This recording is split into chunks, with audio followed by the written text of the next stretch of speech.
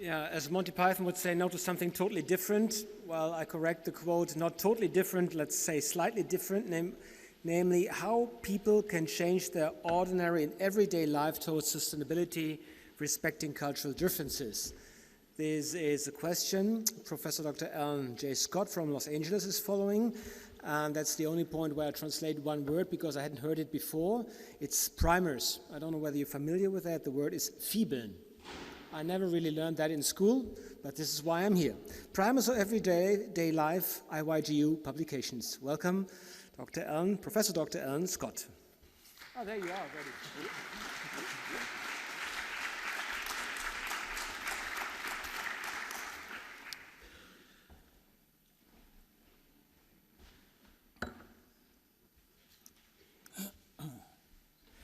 The guy who comes up here and changes the glasses is actually using the same glass each time.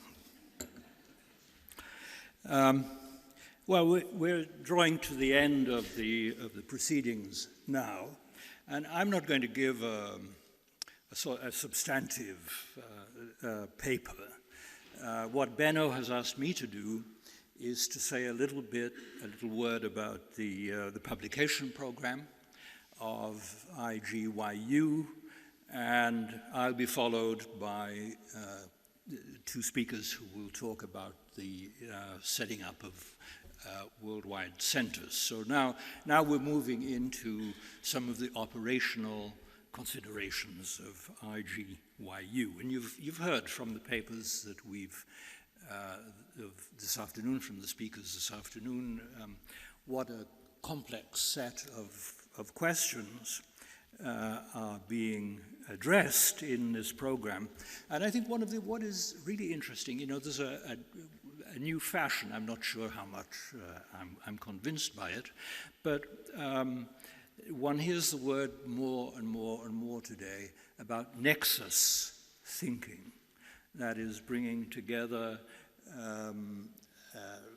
through systematic study of relationships, many disparate but interrelated kinds of phenomena, and trying to get synthetic analytics and descriptions of the world today. So nexus thinking really does describe one of the central elements of the philosophy of the International Year of Global Understanding.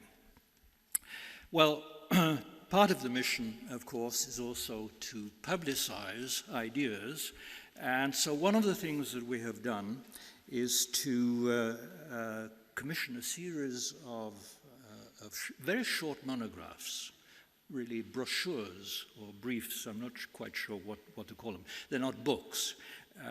These are short monographs written by multiple authors of 40 to 50 to 60 pages each.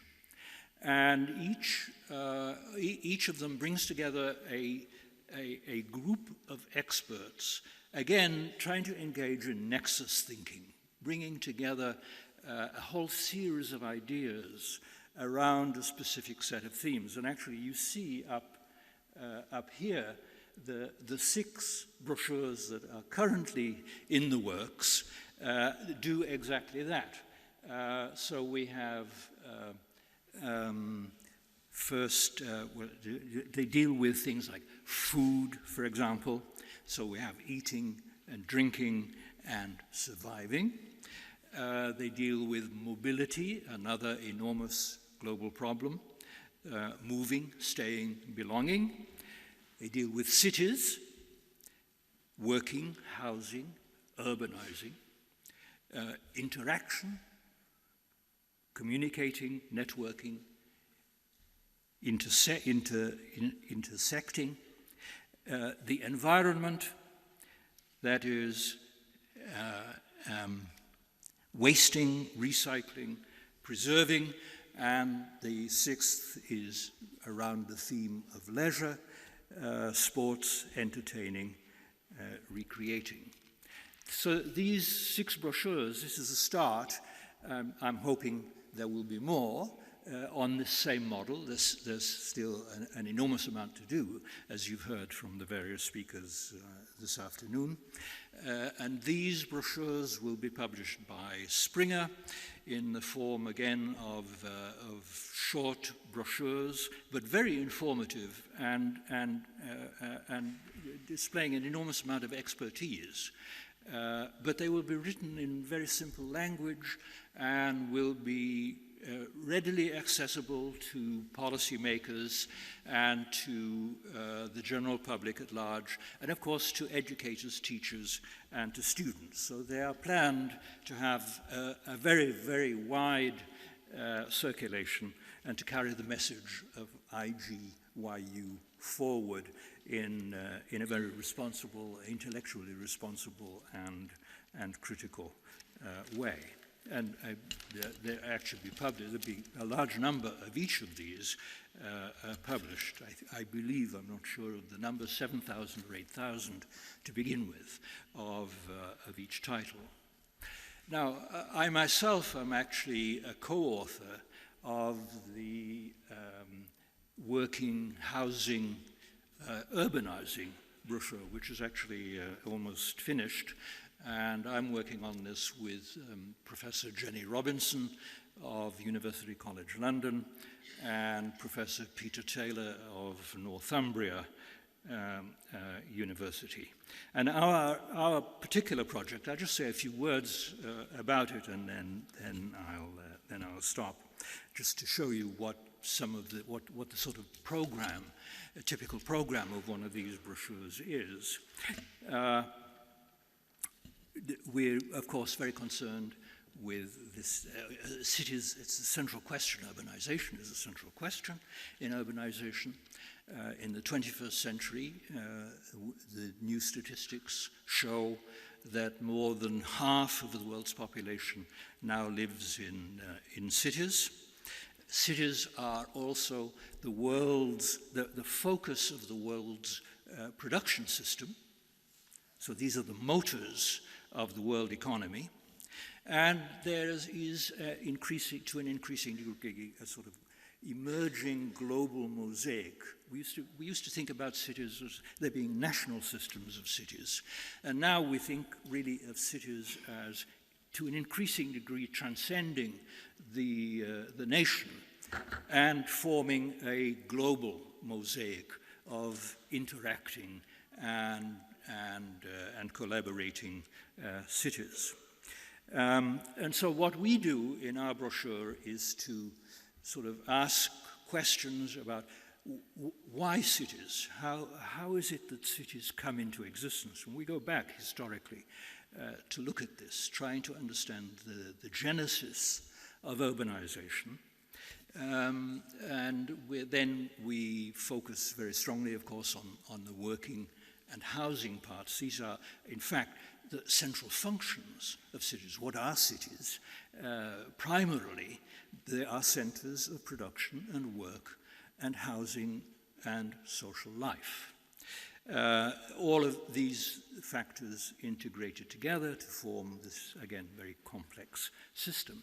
And while cities are indeed extremely complex things and vary enormously from one to the other, from country to country, from region to region around the world, tremendous empirical variation. There are a lot of things you can say about cities that cities have in common. And what we're trying to do is to kind of play on this theme of the diversity, but also of the unity, the sort of notional, theoretical unity that runs through cities and structures, all of them. And so to do that, we look at the economic base of cities, particularly in the 21st century, where many cities, actually cities all over the world, are going through tremendous changes as we move and have moved very significantly from the old economy focused on the sort of blue-collar, white-collar division of labor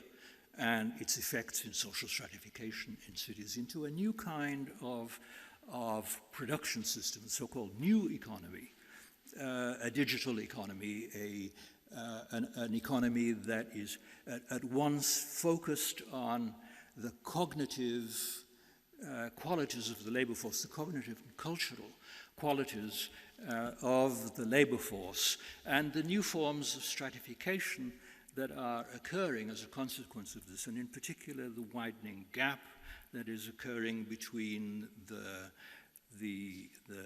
sort of skilled cognitive workers on the one hand and the low-wage service class that has come into existence in cities on the other hand, in cities all over the world, and where these very dynamic urban economies are producing tremendous rounds of growth and population development. And then we look at the housing problems associated with that, which are, of course, again, extraordinarily complex and difficult, not only in terms of this re-stratification that's going on in cities, but also in terms of the ethnic and racial diversity of cities all around the world. And this diversity itself, in the context of globalization, is getting more and more intense.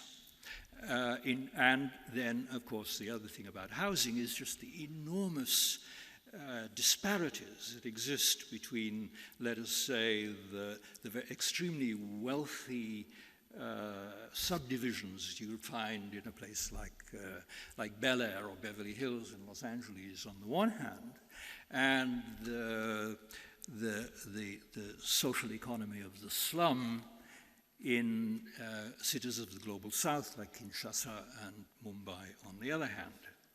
So our brief then is to try to put all of this together as best we can in this limited number of pages, but to try to keep try to maintain this vibrancy about the notion of growth, urbanization, work, and residence in cities.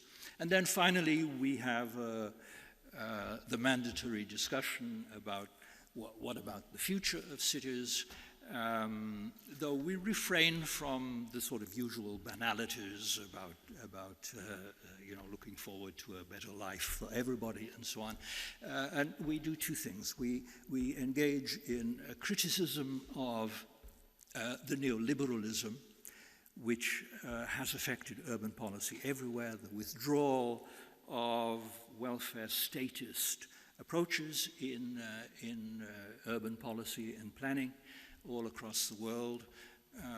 And we refer in particular to the new kinds of forms of communitarianism, forms of collaboration and cooperation, which are part and parcel of the new economy, and social scientists are becoming more and more aware of that.